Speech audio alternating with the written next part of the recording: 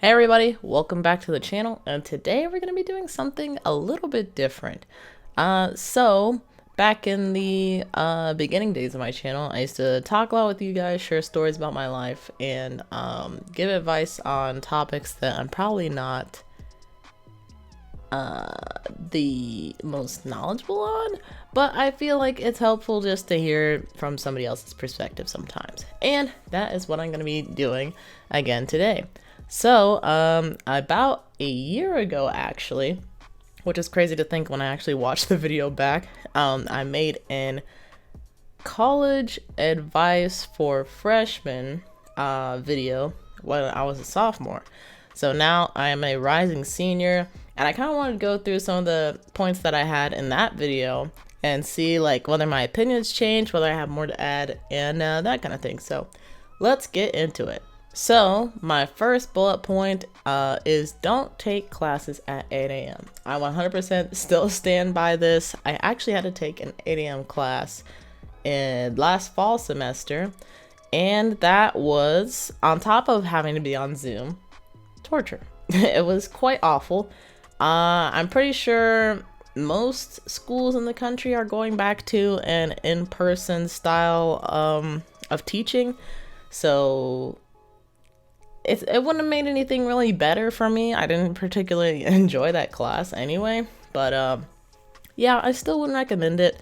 Once again, if you're like a early morning person or a morning person and you wake up at like a super early time and would be okay with that, then that's on you if you want to take it. Otherwise, don't do it. You are going to either sleep through the class, avoid that class like the plague, or I don't know. It's just not going to be a good time. So my second bullet point was don't take classes past 5 p.m. I 100% still stand with this one as well, and I have a little bit more context to give. So in the first video, I think I was saying that you don't want to take classes past 5 p.m. because a lot of sporting events happen, and some class events, and maybe even career fairs, which I briefly talked about. But I do want to expand on that a little bit more, especially because having the hindsight that I have now, career fairs are super important, especially even if you're not trying to get an internship or a job at, like, let's say even 80% of the companies, which could quite possibly be the case at a career fair. You still want to have those connections and be able to network with different people, because what I've found just throughout my college experience is that networking is like greatly important, which we'll talk a little bit about later as well. But even not even just in the professional world, but even in the realm of just college itself, networking is huge. Talking with different students, I haven't had a super impactful experience as far as like the benefits to networking there, but networking with my teachers has had like huge benefits for me, especially within this past semester alone. One of my teachers who I really enjoy talking with, and I often talk with him just like whenever I have free time, just because I really feel like he's helped me kind of develop in certain areas, and I just enjoy hearing about his experience and yada yada yada, all that kind of stuff. I actually ended up talking to him about something that I was interested in, which is like games and game design and stuff like that. Even though I'm not a computer science major, I still like to like dabble if I can. And he said he actually knows a teacher who teaches the class that I was looking at, that I'm like, yeah, I can't get into this because enrollment sucks at UNC. But he was actually able to help me like connect with that teacher, and now I'm actually enrolled in the first class, the first step to that game design class. So it does definitely help out. I'm not saying connect with people in the hopes that you can get something out of it. Genuinely connect with people and you can create a mutually beneficial relationship and help each other. So, but going back to career fairs real quickly, I'm not sure how they're going to do career fairs this coming year with everything kind of being in person, but still not normal. I know last year I attended a virtual career fair, which was not the best experience. Everybody was just kind of hanging out in a chat room, and It didn't take a long time to talk to anybody from the company, thankfully, but it just didn't have that same kind of like face-to-face experience. And you aren't able to like directly hand somebody your resume, so I don't know if they got my resume or not. But my advice from when I was able to do an in-person career fair, number one, definitely wear like business casual to business formal. Is that a thing? I don't know. Something nice. Wear something nice when you go to a career fair. And I recommend, if you're like me and you kind of are like nervous starting out with talking to new people, start with companies that you aren't particularly interested in. Talk to them first. I would say talk to like every company that you can within your allotted time for the day, but definitely start with companies that you're not as interested in talking to first. Why, might you ask? Because it gives you a chance to kind of warm up, get to understand what recruiters might be looking for, the questions that recruiters are going to be asking you, so that you already have kind of like a, you're forming kind of a database of, oh, if they ask this question, I can give this answer. If they're asking me, like, what do I want to know? Then I can list this, and this, and be prepared and look like, you know, I actually care about what I'm doing. Not that you don't, or that you didn't before, like, you know, talking to those people, but it kind of helps you organize yourself a little bit better. My next bullet point was join a club, and I would highly recommend joining a club versus going to a lot of school events, particularly like sports events. Once again, I'm not sure how things are going to be working, especially at like everybody's different schools. But I know for mine, sporting events have kind of been coming back with like a live audience. Although I'm sure it's going to be like much more restricted than it was previously, which it was already hard to get into games. So that's why I'm like, don't rely so much on getting to go to school events, because unless you're a senior, which like for me, I will be one next year, I have a better shot at actually getting some tickets. But that's where I think clubs come in, because clubs can take up a lot of time as well. You can have your own like club events, and clubs are also great. If you're joining a club that has some of your professional interests, you can add some of that work into your own portfolio, which I highly recommend you work on sooner rather than later, because when you apply to things, they're gonna be like, hey, do you have a portfolio? And I know for me, first time reading that, I'm like, isn't that for like art or something? And like, yeah, people who do art with like paintings and digital media do have portfolios, but people who are just in a generally creative space, and not even just creative, computer science majors can have portfolios of different programs that they've created and all that kind of stuff. Just examples of the work that you've done in and out of school. It's good to create that early on and keep adding to it, so that way it's easy to update. Do it. You won't regret it, trust me. It's also especially good if you end up taking a leadership role in one of your clubs. Not saying that you have to, but it does help a little bit, just to show that it's not like you're taking initiative over other club members, but that responsibility is something that's attractive to a lot of companies. My next bullet point was read your email. Still 100% true, but I think there's now an extra layer to it.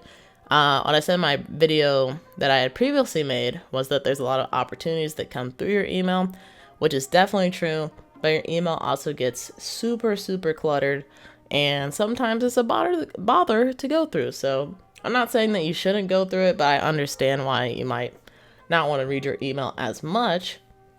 But I also think something that I didn't mention before that I've been working on since then is joining LinkedIn. LinkedIn is an awesome platform for getting to connect with and network with different people in different professions, different companies that you'd like to work at, or maybe just get to talk to them about their experience and see what that job that maybe you want to do but you don't really know anything about, you could see what it's like firsthand from somebody on LinkedIn or something. And I think hands down, the best advice, the best lesson, the best teaching that I've gotten from my college career has been to network, especially on LinkedIn, and especially with people who have graduated from UNC.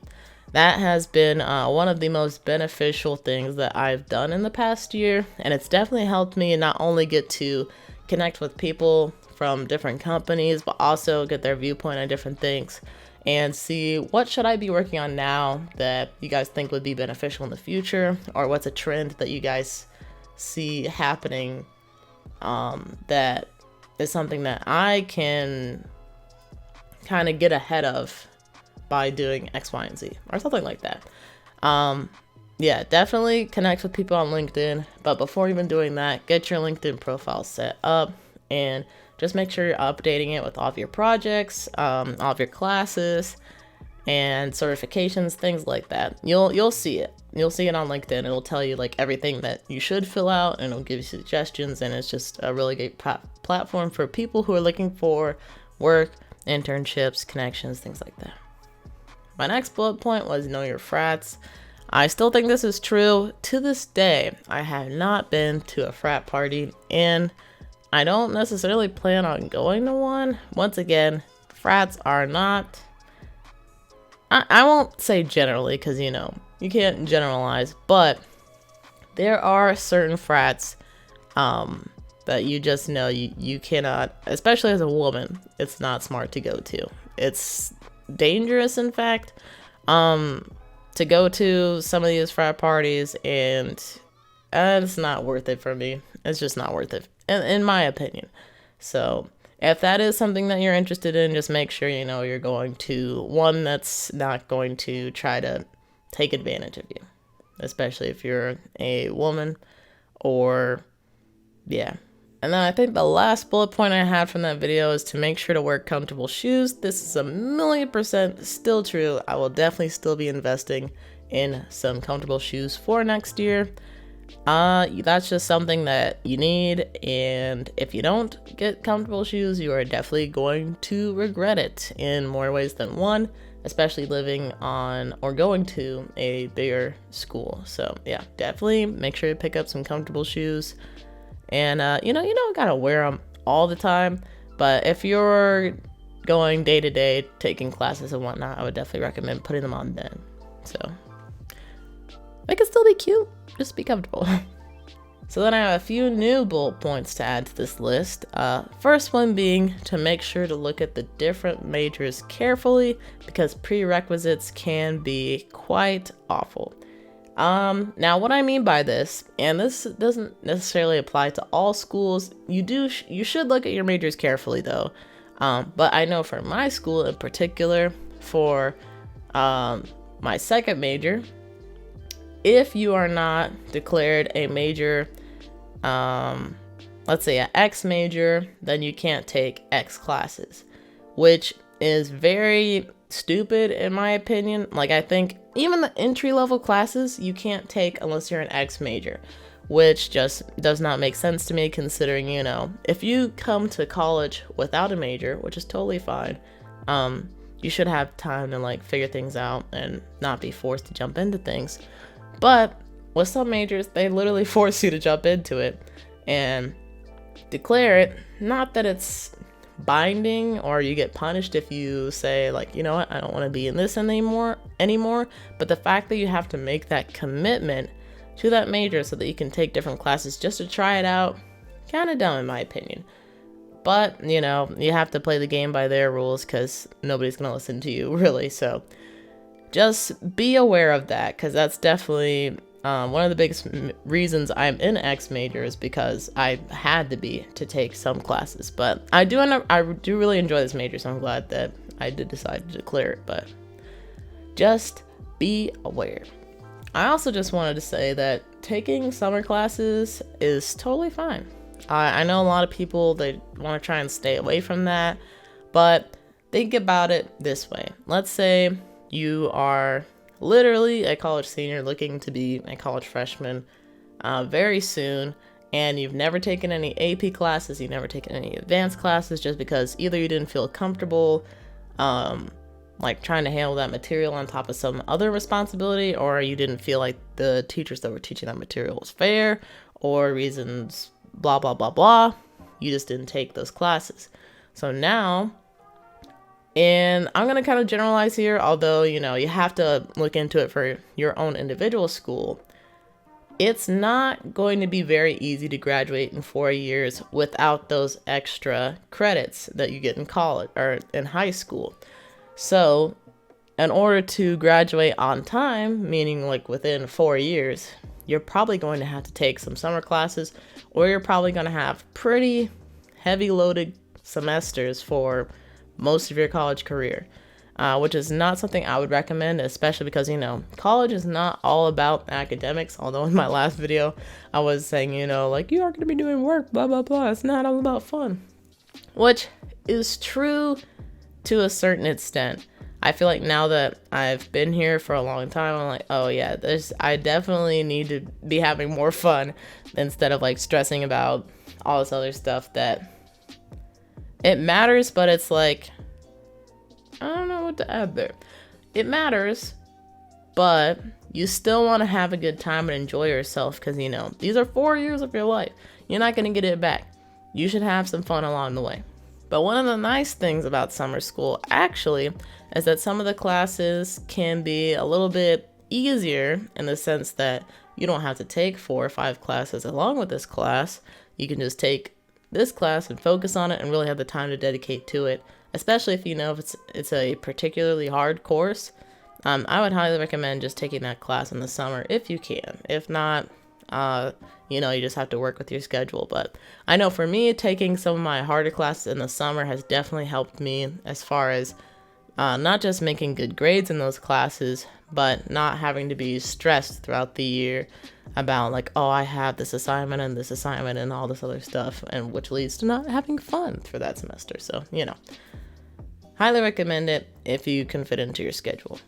And then just to kind of give some more pandemic specific advice, since who knows if we're going to stay in person for the entire year or if things are going to go back to virtual or a mix of in between, you should definitely try, whether you're going to be at home or on campus, try and find a way to stay active.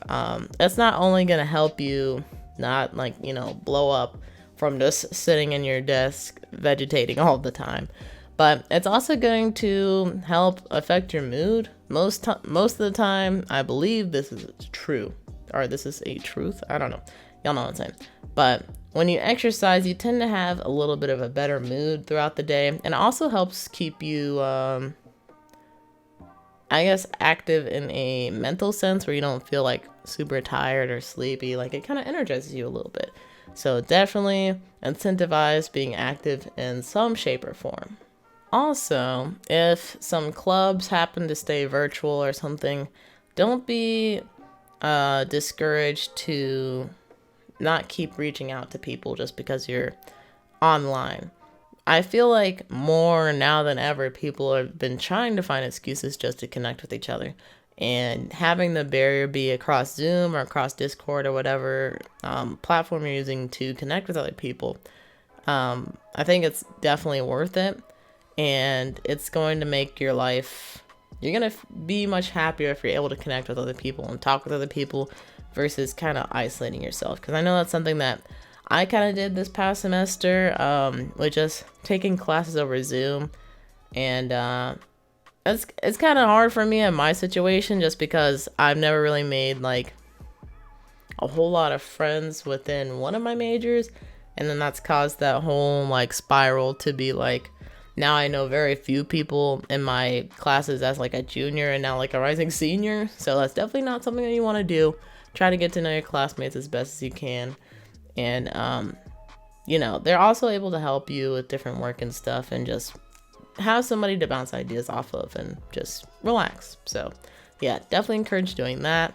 And the last thing I would encourage, going back to networking, especially as we are exiting the pandemic, I think a lot of places are going to try to stay virtual, especially with some career fairs, because, you know, they don't have to spend the money to send somebody out there, and you can just stay virtual and do it that way. And it's practically free doing it that way as a business, so I wouldn't blame them for doing that. But something that I found over this past year with everybody being on lockdown in most places in the country is that it's much easier to try to organize like a meeting with somebody on LinkedIn or whatever platform that you use to connect with other professionals.